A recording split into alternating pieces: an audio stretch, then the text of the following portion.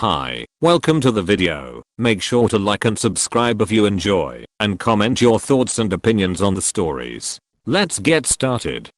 Am I the antagonist for telling a personal trainer he's too underqualified to train people with eating disorders? I'm sorry about the title, but I don't know how else to describe it. I, 25F, went to the pub with some friends and their acquaintances that I had never met before.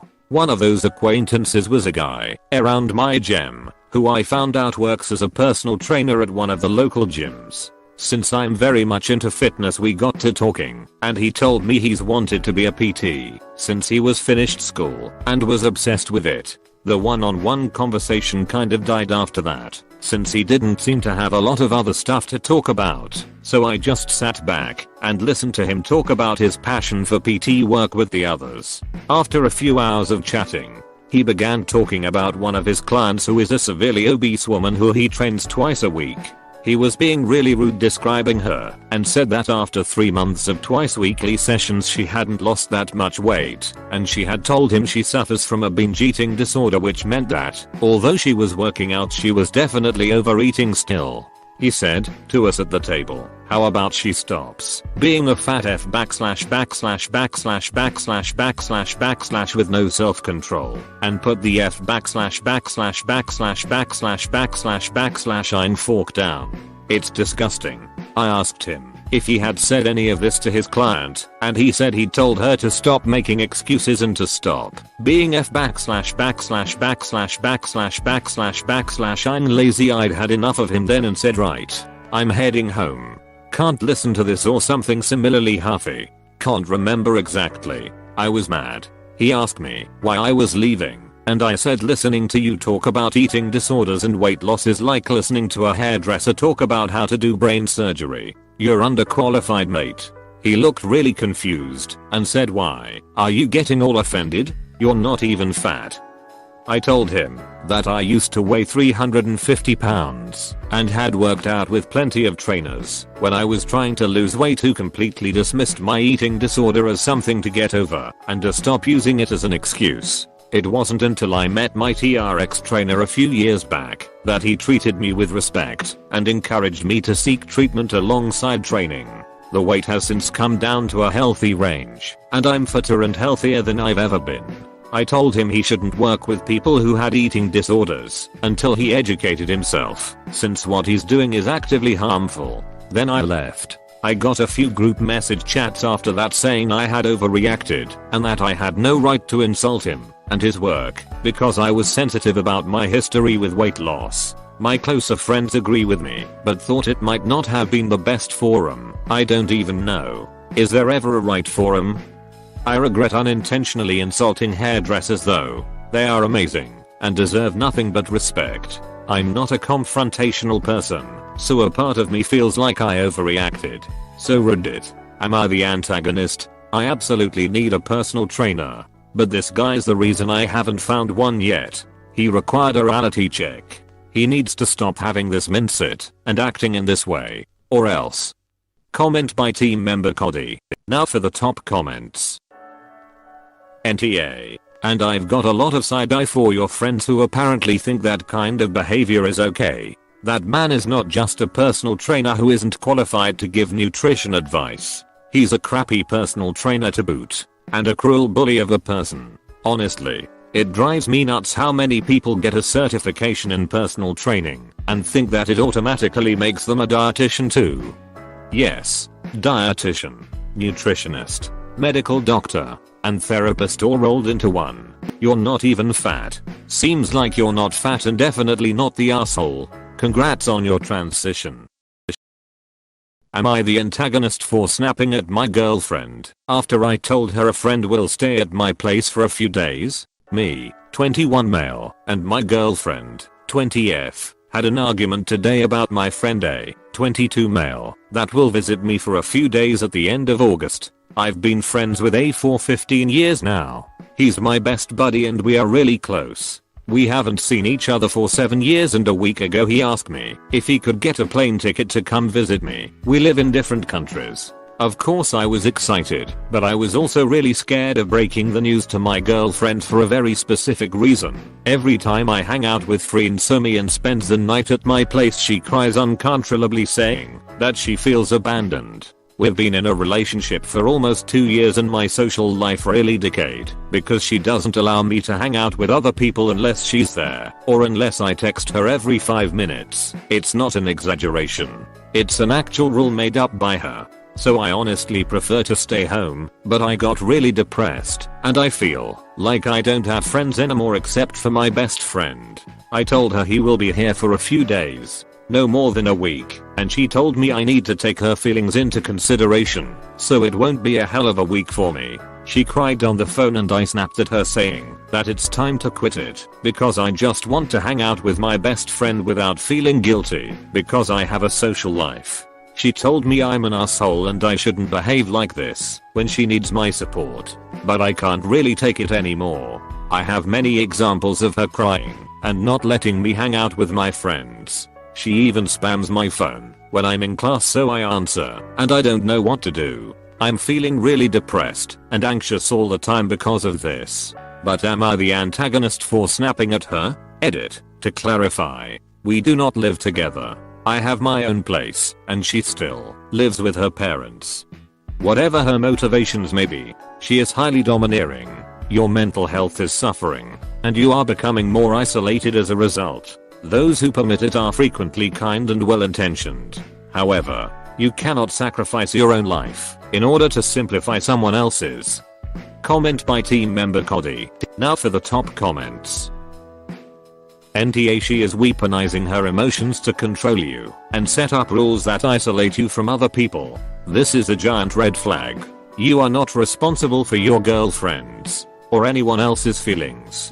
Opus. Your job in a relationship is to show up and talk about what you want and need and negotiate what works. What is happening here? She is using rules to control your behavior. Stop socially isolating yourself. The next time she pitches a crying fit over your social life day, I'm sorry you feel that way. I'm hanging out with my friends and I will talk to you at X time. Or you can save yourself some time and just dump her. Op. If you care about yourself or her at all, please dump her. I was very similar to this when I was her age. Untreated mental illness caused me to behave in what I now understand were very controlling / abusive ways to my boyfriend at the time. And he, like you, usually let me steamroll right over him. Any attempt to break up with me was toothless on his end and reinforced my insecurity and that my behavior worked. The best thing he ever did for both of us was to finally break up with me and not immediately cave afterwards. I sought therapy initially to get over the breakup, but I grew to understand myself and my issues more once I had space from the relationship. It has been over 15 years since then. I've been married for 12 of them to a different man and have a happy family. I'm almost unrecognizable from that abusive, terrified, little girl I used to be. Honestly, I'm mortified at the person I was. From what I can tell as a casual Facebook friend, he is also married and happy. Just cut this off. Opus. Cut it off. Grow. Learn from this. It's best for both of you. WTF. Not the a-hole. I read the first part of your description and felt genuinely excited for you. That sounded awesome. Your longtime friend coming to visit? For no more than a week. Damn. Both my boyfriend and I would love this and would be excited to have each other's best friends around like that. Then I read everything about your GF and couldn't believe this was real. Stop tolerating that emotionally abusive garbage. Your social life is super important and your partner should support that. I'm really happy to be able to see him, but at the same time I'm swarmed with anxiety and guilt, even if I clearly know it's not what I should be feeling. I know it sounds made up, and I wish it was, but this is what I have experienced for the past 2 years. I feel like an asshole every single time I sit her down to tell her it's not okay. She cries and makes me feel like I'm the worst person alive for wanting to have friends. Am I the antagonist for suggesting we not hire someone who's clearly desperate for work? I work the front desk at a company within an industry that is dealing with short staffing issues. Enter guy. A few weeks ago he came in asking for a job. I tried explaining to him that our entire application process was online. But there was a language barrier, and it took a lot of back and forth before he understood what I was saying. Eventually I wrote down our website on a post-it, and he took it and left. A few days later, he came in again. He told me he tried to apply online, but his phone was out of data, and asked if he could use one of our computers to fill out an application. Which? No, all of our computers belong to employees. And while it's not like we're doing top secret work, our computers have confidential information on them, and we are not going to displace someone actively working for some rando. I suggest he try going to a library and using a computer there, and he just kind of loiters at my desk as if he's expecting a different answer, but eventually leaves. Another week, passes. He comes in again, asking about his application, if we got it, and if it looked good, etc. The entire time he's talking to me, he's leaning over my desk, getting close to me, and looking over at my computer screen. This wasn't necessarily bad, but it made me uncomfortable and rubbed me the wrong way. I call ours and bring them up front so they can talk to him, and they tell him that he actually applied to a location in a completely different state, so they have to wait for that our team to forward his application, and when they get it, they'll set up an interview. He leaves again. Cue another week, and he comes in again, asking about his application again. I tell him that ours will call him to set up an interview when they are ready, but he wasn't really understanding me, and just kept asking me about his application. So I called ours again to have them talk to him. They tell him that they don't start conducting interviews until after they take down the posting, and they'll be in touch soon. Me and our intern are work friends, so when he leaves I roll my eyes at her, and she asks what's up. I point out that this guy would have an extremely tough time working here. He barely understands basic instructions. Because clear communication is vital to the position he's applying for. Our friend nodded along and said they'd see once they interviewed him. Our office floor plan is pretty open, so one of my coworkers overheard and asked what that was about. I told them about all of my previous run-ins with Guy, and they told me it was pretty clear he was desperate for work, and it was fucked up. I suggested we not hire him. Am I the antagonist? Many individuals appear to believe that because I work at the front desk, they don't need to hear my viewpoint. Every day of the week, my job and the entire team deal with the position he applied for. Hiring someone with whom we cannot communicate has an impact on me. Comment by team member Parker. Now for the top comments.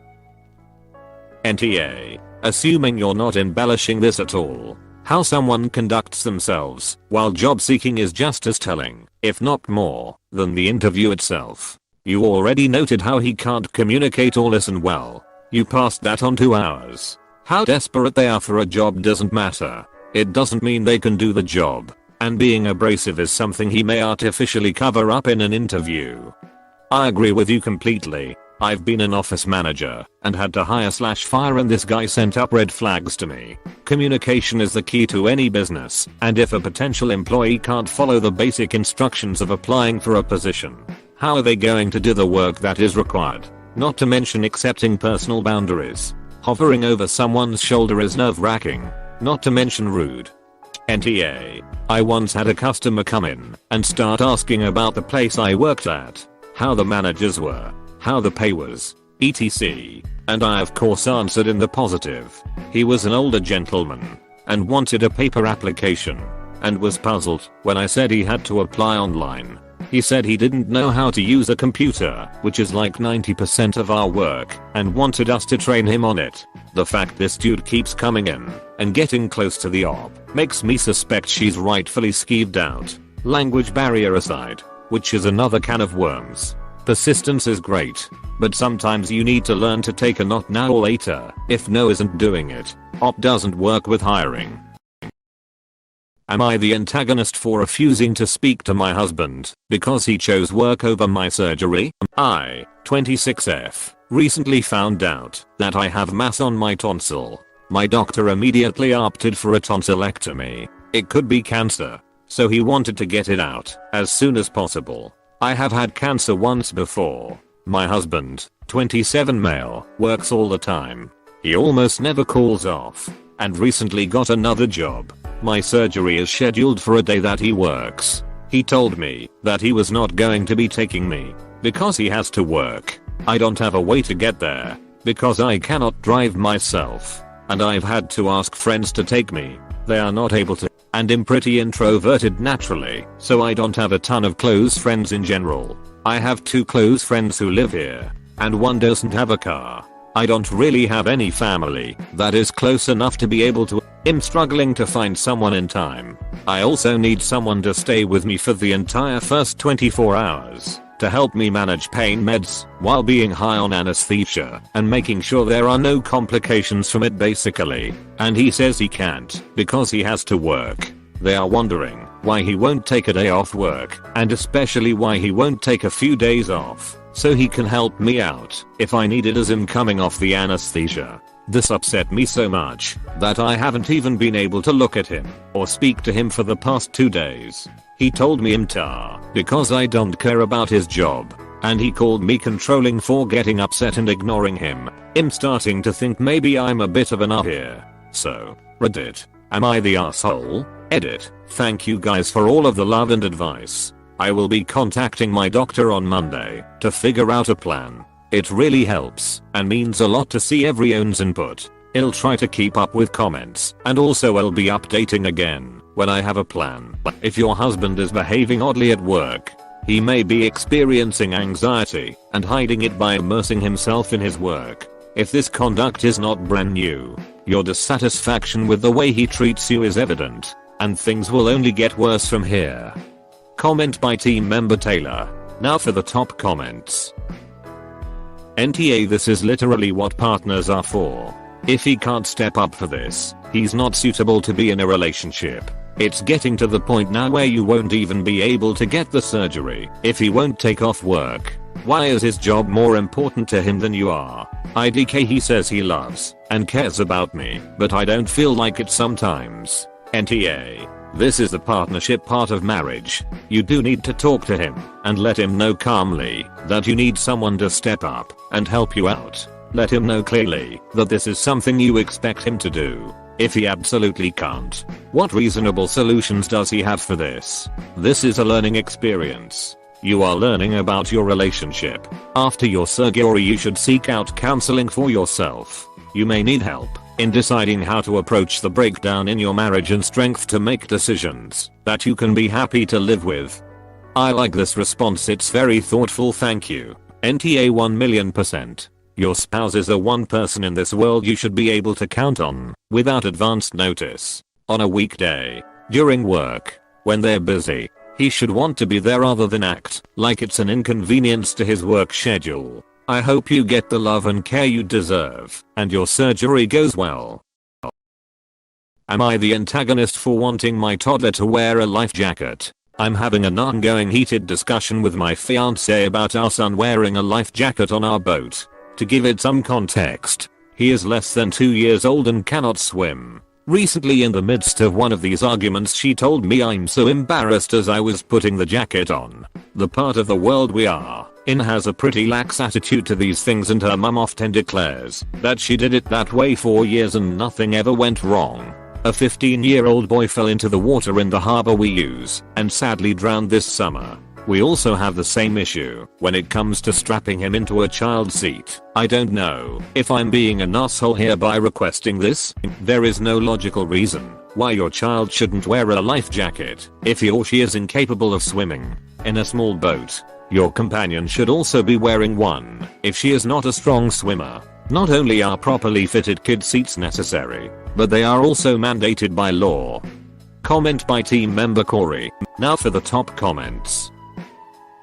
NTA. Your fiancée is recently in the midst of one of these arguments. She told me I'm so embarrassed she is willing to risk your child's and yours life because she is embarrassed. Why do you think there are so many drownings? Maybe not in your city. If there is any accident, he may not survive cause he can't swim. Please don't listen to your fiancé and put the jacket on him.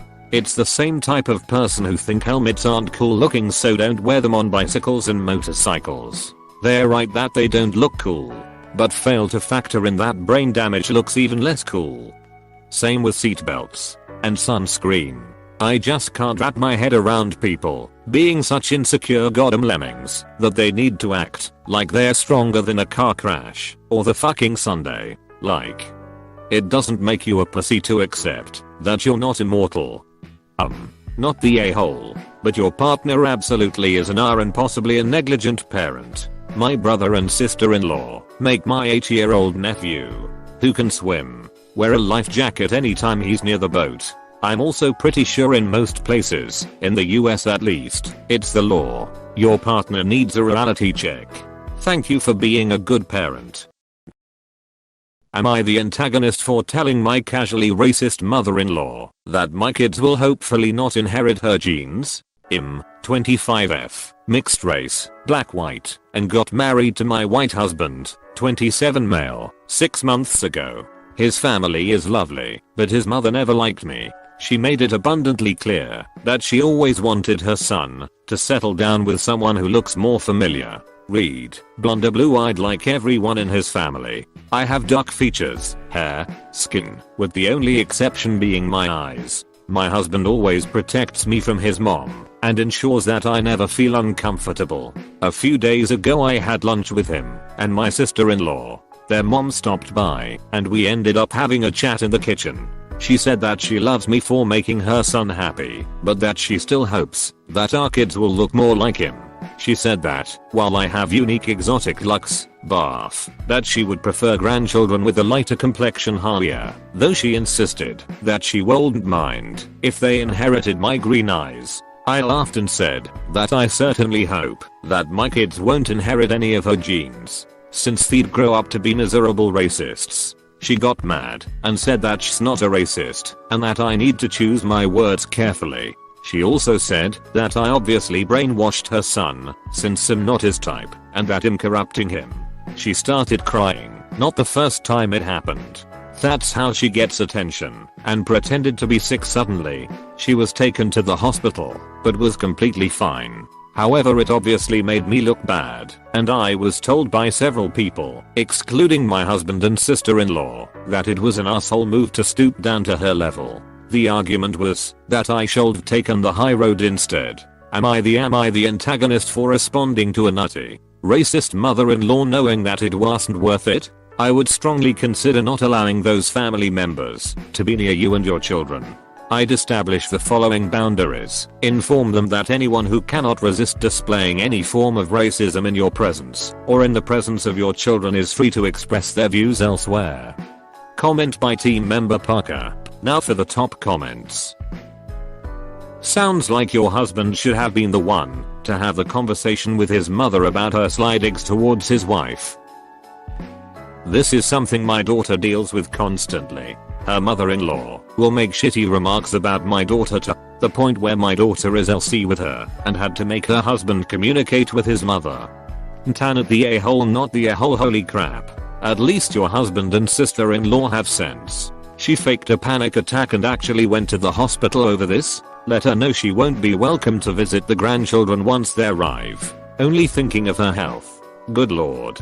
That just might put her in the cardiac unit. So one child ends up fair-skinned and the other is dark-skinned. Does anyone think toxic grandma won't play favorites and make the darker kid feel unloved? LC time.